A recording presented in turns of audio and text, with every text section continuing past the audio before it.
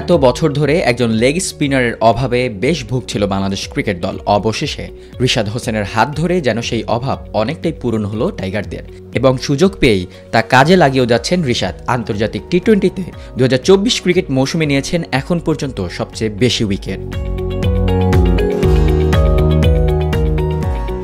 ফুটবলের মতো ক্রিকেটেও সিজন বা মৌসুম ভিত্তিক খেলা হয়ে থাকে। আইসিসির নিয়ম অনুযায়ী এপ্রিল থেকে সেপ্টেম্বর পর্যন্ত একটি মৌসুম, অক্টোবর থেকে পরের বছরের মার্চ পর্যন্ত আরেকটি মৌসুম, এভাবেই চলতে থাকে ক্রিকেট চক্র।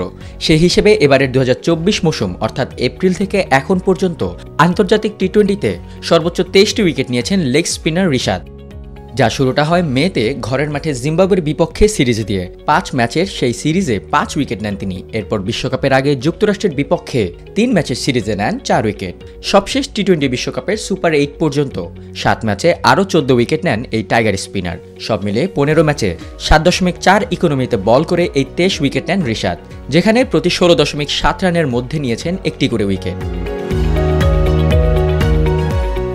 তবে রিশাদ একাই নন, তার সঙ্গে এই মৌসুমে 23 উইকেট নিয়ে যৌথভাবে একে আছেন পাকিস্তানের শাহিন আফ্রিদিও। এমনকি রিশাদের চাইতে 2 ম্যাচ কমও খেলেন এই বাঁহাতি ফাস্ট বোলার। 13 ম্যাচে 7.2 ইকোনমিতে বল করে 14.3 গড়ে উইকেটগুলো নেন তিনি। এর মধ্যে হোমে নিউজিল্যান্ডের বিপক্ষে 4 ম্যাচে 8টি, অ্যাওয়েতে আয়ারল্যান্ডের বিপক্ষে 3 ম্যাচে 7টি, অ্যাওয়েতে ইংল্যান্ডের বিপক্ষে 2 ম্যাচে 3টি এবং টি-20 বিশ্বকাপে 4 ম্যাচে নেন 5টি উইকেট। এই মৌসুমে সবচেয়ে বেশি উইকেট শিকারীর তালিকার 3-এ আছেন আরেক টাইগার বোলার মুস্তাফিজুর রহমান।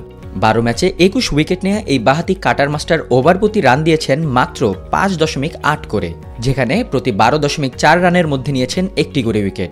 এর মধ্যে মেতে ঘরের মাঠে জিম্বাবুয়ের বিপক্ষে সিরিজের শেষ 2 টি-20তে 3 উইকেট, যুক্তরাষ্ট্রের বিপক্ষে 3 ম্যাচের সিরিজে 10 উইকেট এবং টি-20 বিশ্বকাপের 7 ম্যাচে নেন 8 উইকেট।